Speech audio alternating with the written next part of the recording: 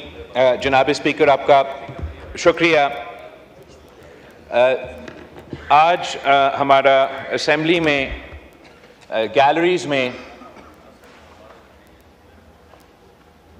अस्सलाम वालेकुम स्पीकर साहब।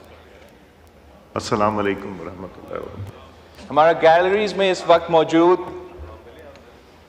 पाकिस्तान के तलबा बैठे हैं, नौजवान बैठे हैं, इस कौम के मुस्तकबिल बैठे हैं। और मैं अपना ऑनरेबल मेंबर का तकरीर सुनते हुए ये सोच रहा था कि इस कौम के मुस्तकबिल क्या सोच रहे होंगे अपने कौम के मुस्तकबिल के बारे में। इनका क्या एतमाद होगा हमारे इन अदारों से।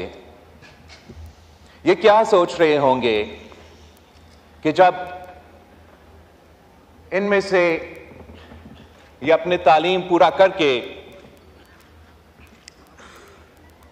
कोई डॉक्टर बनेगा, कोई लॉयर बनेगा, हमें देख के तो इनमें से एक भी सियासतदान नहीं बनना चाहेगा।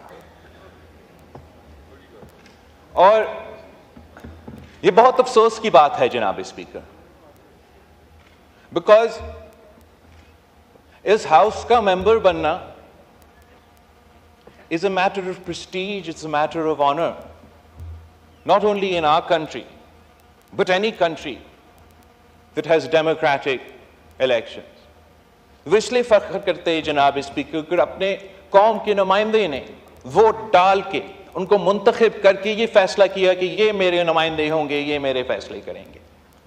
और अफसोस के साथ जनाब स्पीकर मुझे ये कहना पड़ रहा है कि जो हमारे जिस तरीके से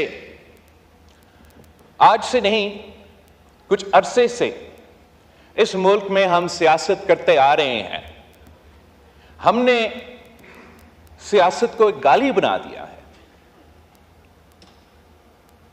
अब हमने इसी सियासत से इन नौजवानों को रोजगार और तरक्की दिलवाना है।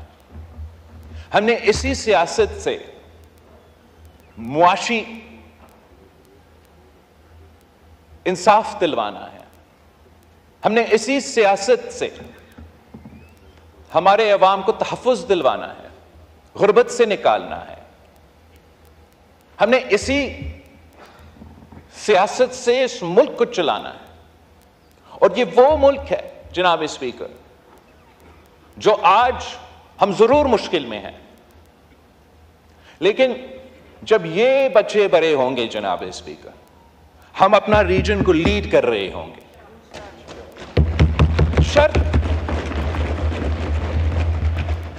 शर्त जनाब स्पीकर सिर्फ इतना ही है कि हम बाहर जो सियासत करें वो हमारा मर्जी, यहां आके हमारा एक जिम्मेदारी बनता है।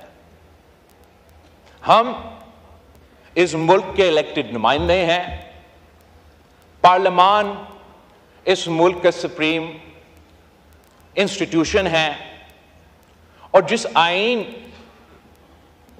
की वजह से यह इदारा और सारा मुल्क चलता है, उस आईन का बालादस्ती के बगैर ना यह इदारा चल सकेगा, ना कोई और इदारा चल सकेगा जनाब इसमें। और जब तक हम ये तय ना करें कि जलसे में आप जो कहे वो अपनी जगह, लेकिन अगर आप इस हाउस के मेंबर हो या किसी सूबाई असेंबली का मेंबर हो, किसी वफाकी ओहदा के जिम्मेदार हो या किसी सूबाई ओहदा की जिम्मेदारी आप संभाल रहे हो, तो आपकी अपने सियासत अपनी जगह, अपने वर्किंग रिलेशनशिप रखना है जिस काम के लिए आप मुंतखब हुए हैं, जिन लोगों की वजह से आज आपका हुकूमत खैबर पख्तूनख्वा में है, मेरी जमात का और मेरे इत्तेहादियों का हुकूमत सिंध और बलोचिस्तान में है, नून लीग का हुकूमत पंजाब और वफाक में है। हमें अपना जिम्मेदारी अदा करना पड़ेगा। अगर हुकूमत का सिर्फ काम यह होगा कि day to day fire fighting, और वो फायर फाइटिंग की बजाय हम उस आग पे मजीद तेल डालेंगे तो आग का भी काम नहीं होगा। और अगर इनका सिर्फ यही जिम्मेदारी है कि गाली देना है, शोर शार करना है, बिलो द बेल्ट हिट करना है, तो जो जिम्मेदारी इनके पास है कि they have to hold the government to account, कि they don't have to just oppose us for opposition sake. लेकिन अगर ये कह रहे हैं कि आपका मुआशी पॉलिसी गलत है, आपका हुकूमत का पॉलिसी गलत है, आपका सिक्योरिटी पॉलिसी गलत है, तो फिर इनका क्या सोल्यूशन है? जो पॉजिटिव किरदार है ऑपोजिशन का, जो जिम्मेदारी है कि आप हमें बताएं हमारा मुआशी पॉलिसी अगर गलत है तो क्या करना चाहिए, हमारा सिक्योरिटी पॉलिसी क्या है, अब क्या करना चाहिए। अगर वो कंट्रीब्यूट नहीं करेंगे तो ना वो अपना जिम्मेदारी पूरा कर रहे हैं, ना वो अपना काम कर सकेंगे। मैं जानता हूं कि इनकी जमात के कारकुन इस बात पे ऑब्वियसली इमोशनल होंगे कि इनकी जमात के सियासतदान जेल में हैं। ये ज्यादा उस टॉपिक पे बोलेंगे, उस टॉपिक पे शोर करेंगे, लेकिन जिस सूबा का जिम्मेदारी उनके पास है वहां के अवाम के सबसे बड़ा मसला रोजगार, महंगाई, तालीम, सेहत, तहफ्फुज, दहशतगर्दी का मुकाबला, हम इन बच्चे को कैसे डॉक्टर्स बनाएंगे, कैसे लॉयर्स बनाएंगे, कैसे इस मुल्क के लीडर्स बनाएंगे। और अगर चीफ मिनिस्टर साहब की जिम्मेदारी यह है कि जलसा में खड़ा होके मीडिया को गाली दे, ऑपोजिशन को गाली दे, हुकूमत को इस्तेमाल करके जजेस के खिलाफ एंटी टेररिज्म कोर्ट में इंतकामी कार्रवाई करे, तो फिर वो अपने सूबे के अवाम के मसाइल हल नहीं कर रहे जनाब स्पीकर, वो अपने सियासत चमका रहे हैं। अगर हुकूमत का काम सिर्फ ये है कि आज हमें किसको बंद करना है, खान ने हमसे ये किया था, माहौल खराब किया था, तो इसके जवाब में न पत्थर का जवाब पत्थर से, ईंट का जवाब ईंट से देंगे, तो एक दिन के लिए आप लोग खुश होंगे, लेकिन कल मैं और आप उसी जेल में होंगे। और हम जब खान साहब वजीर आजम था, मेरा कोई जाती मुखालफत नहीं था, इतना ही था कि जो सिस्टम, जो आइन, जिस जमहूरियत के लिए मेरे जमात ने, मेरे खानदान ने कुर्बानियां दी हैं, उन्होंने इसलिए दिया था ताकि ये हाउस चले, ये जमहूरियत चले, ये पार्लियामान चले, और जो भी उस कुर्सी पे बैठे या किसी सूबा का कुर्सी पे बैठे वो अपने अवाम के मसाइल का हल निकाल सके। ये वजह था कि शहीद मोहतरमा बेनज़ीर भुट्टो और मियां मोहम्मद नवाज शरीफ साहब ने चार्टर ऑफ डेमोक्रेसी पे अग्री किया, 18वीं तरमीम पास किया, NFC अवार्ड में डेवोल्यूशन करवाया।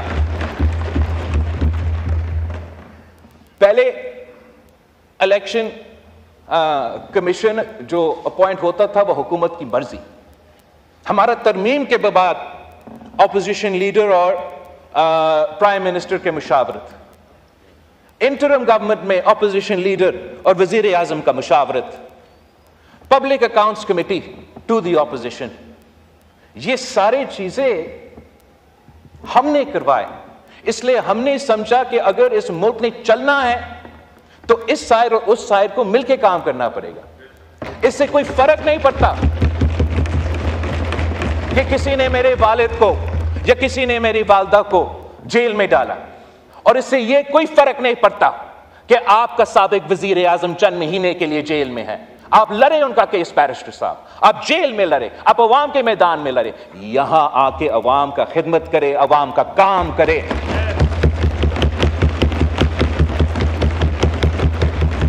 हजार इख्तलाफात आपका हो सकता है इसका हुकूमत का, ये सब जानते हैं। मैं इनके साथ मीटिंग्स में बैठता हूं, हमारा इख्तलाफ राय होता है, सियासत में होता है। हम सब ये इलेक्शन लड़े तो इस पॉइंट पे लड़े कि मुल्क में महंगाई है, महंगाई का मुकाबला करना है, अवाम को मुआशी इंसाफ दिलवाना है। और जहां हमने समझा कि तंकीद होना चाहिए, हमने भी तंकीद की।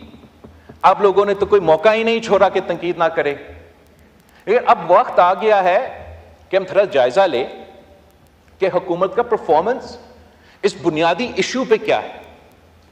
और मैं वजीर आजम साहब, उनकी मुआशी टीम का इस परफॉर्मेंस के बारे में इस हाउस को और अवाम को यह बताना चाहूंगा कि आपको याद है कि महंगाई की शरह क्या था 8 महीने पहले। आपको पता है कि हुकूमत ने अपने लिए बजट में टारगेट क्या रखा था फिस्कल ईयर के लिए, मतलब एक साल में टारगेट ये है, इनका अपना टारगेट कि हमने महंगाई की शरह को 12% पे लेकर आना है। साल भी पूरा नहीं हुआ है जनाब स्पीकर, और इस वक्त महंगाई की शरह 9.6% पे पहुंच चुका है। तो जहां मैं हुकूमत का मुआशी पॉलिसीज का तंकीद करता आ रहा हूं, जहां आप हुकूमत की मुआशी पॉलिसीज का तंकीद पे करते आ रहे हैं, जहां उनके अपने मेंबर्स हुकूमत की मुआशी पॉलिसी पे तंकीद करते आ रहे हैं, इस पूरा हाउस को, इस साइड को, उस साइड को इस बात की तारीफ करना चाहिए कि महंगाई कम होता नजर आ रहा है। और हुकूमत से हम सबको इनपुट देना चाहिए, तजवीज देना चाहिए, साथ देना चाहिए कि इस महंगाई को हम कैसे मजीद कम कर सकते हैं, हम कैसे इंश्योर कर सकते हैं कि ना हुकूमत से ना किसी और से ऐसा कोई गलती हो जिससे हमारा ये IMF के साथ और मुआशी जो प्रोग्रेस हो रहा है इसको नुकसान ना पहुंचा जाए। जनाब स्पीकर, जब आप 2008 से लेके 2013 तक इस हाउस में थे, हमने मिलके कंसेंसस के साथ, ऑपोजिशन के साथ इंगेज करके, उन लोगों के साथ इंगेज करके जिन्होंने मेरे वालिद को 11 साल जेल में कैद रखा, किसी सजा की कोई सजा नहीं था, कोई कन्विक्शन नहीं, उन्हीं सियासी जमातों के साथ इंगेज करना पड़ा। लेकिन सबसे इंगेज किया, सिर्फ हमारे एहतियातियों से नहीं। और ऐसा कंसेंसस डॉक्यूमेंट लेकर आए जिससे हमने सूबे को मजबूत किए, पार्लियामान को मजबूत किया, अदालत को मजबूत किया। और इस कंसेंसस की वजह से मुल्क के अवाम को फायदा हो रहा था। इस कंसेंसस के खिलाफ एक मखसूस लॉबी मौजूद है जनाब स्पीकर, इस मुल्क के, आपको भी पता है, हम सबको पता है। वो कभी नहीं चाहेंगे कि ये कंसेंसस जारी रहे।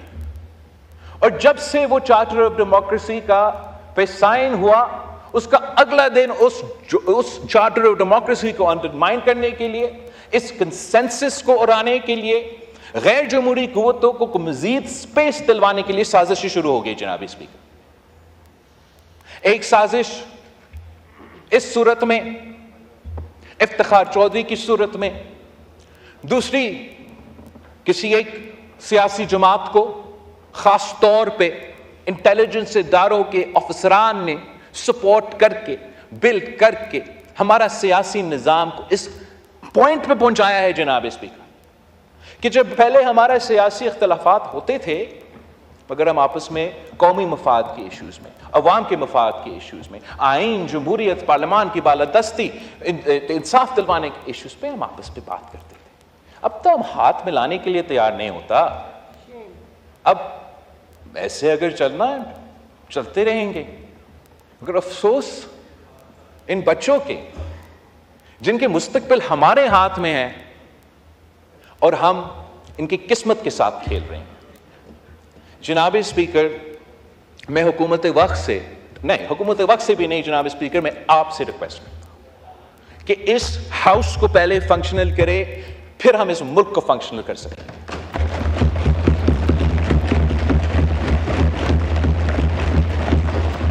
हमारा जो सियासत है, हमारा जो केसेस है, हमारा जो इश्यूज है, वो हम देख लेंगे। लेकिन जब तक ये हाउस फंक्शनल नहीं होगा, ये मुल्क फंक्शनल नहीं होगा। मुझे बहुत अफसोस हुआ, बहुत दुख हुआ ये सुन के ये एक सीनियर सियासतदान जिसके लिए मेरा एहतराम है, रिस्पेक्ट है, जो बहुत अरसे से पाकिस्तान की सियासत, बलोचिस्तान की सियासत में खास तौर पे अपना किरदार है, उसने ये फैसला किया कि मैं यह हाउस से इस्तीफा दे रहा हूं। मुझे बहुत अफसोस हुआ ये सुन के कि आज बैरिस्टर साहब ने, ऑनरेबल मेंबर जो चेयरमैन है अपना पार्टी का, आपने कहा कि ये सारे मुश्किलात हुए हैं और हमारे 9 मेंबर्स के बजाय के अलावा हम सब पार्लियामान के छोड़ेंगे, हम कमेटी से छोड़ेंगे। All it takes for evil to succeed is for good men to do nothing. Mangle साहब के लिए बहुत एहतराम था, मगर उसका फैसला से मैं बहुत ही मायूस हुआ। इसलिए मैंगल साहब का इस हाउस में होना ना सिर्फ अपने इलाके के अवाम का फैसला था, इस हाउस की परफॉर्मेंस के लिए, ताकि हम उन सिबों का मसाइल का हल करें, तो यहां होना जरूरी है। और आपकी जमात के बारे में, आपके साबिक वज़ीर आज़म के किरदार, हुकूमत में पॉलिसीज़ के बारे में मैं तनकीद करता रहूँगा। हम आपस पे इस पर तो पता नहीं बहुत लंबे अरसे हम इस पर इख्तलाफ करते रहेंगे, और आप असेंबली ना तो छोड़ें, आप अपना कमिटीज़ ना छोड़ें, आप आए, बात करें, कंट्रीब्यूट करें, तनकीद करें, लेकिन जिम्मेदारी अपनाएं। जो लोग नहीं चाहते हैं कि आप इस असेंबली पे हो, वो तो खुश होंगे कि आप निकले। याद होगा आपको, मैं याद दिलवाता हूं, मैं कहता रहा, पीडीएम का हुकूमत जब आया, मैं कहता रहा ना छोड़े, ना छोड़े नेशनल असेंबली, ना छोड़े प्रोविंशियल असेंबलीज। जिद था, जोश था, जज्बा था, किया जो करना था। अब वो खुद भुगत रहे हैं, वो तो उनकी अपनी इश्यू है, मगर मुल्क भी भुगत रहा है जनाब। इस भी आप ऐसा कमेटी बनाएं जो हाई पावर कमेटी हो, जो हमें तजवीज़ दे, जो आपको तजवीज़ दे, जो नेशनल असेंबली को तजवीज़ दे कि इस हाउस को हम कैसे फाल कर सकते हैं।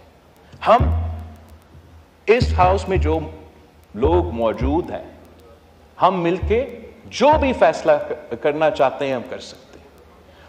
कानून बनाना हमारा काम है, रूल्स बनाना हमारा काम है, माहौल बनाना भी हमारा काम है।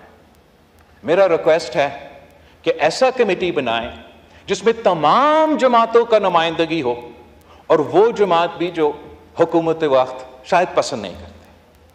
अब इनका इनपुट सुने, उनका भी एक मौक़िफ़ होगा, तजवीज़ होगा, जिस पे हम सब समझते हैं कि ये बेहतर तजवीज़ है, हम मानने के लिए तैयार होंगे। उम्मीद में ये भी रखूंगा कि अगर हमारा कोई अच्छा तजवीज़ है, ये लोग भी मानेंगे। मगर इस चैप्टर को हमें एंड करना पड़ेगा जनाब स्पीकर। जलसे हम करेंगे, जलसे वो करेंगे, बाहर का तमाशा बाहर का तमाशा रहेगा। पार्लियामान की बालादस्ती के लिए, आइन की बालादस्ती के लिए, जमहूरियत के लिए को चलाने के लिए, ताकि हम वो काम करें कि हम अवाम के मुआशी मसाइल हल करें, अवाम को तहफ़्फ़ुज़ दिलवाएं, अवाम को इंसाफ दिलवाएं, अवाम को उनको हक दिलवाएं, वो काम हम शुरू करें। जनाब स्पीकर, मैं आपका बहुत शुक्रगुजार हूं।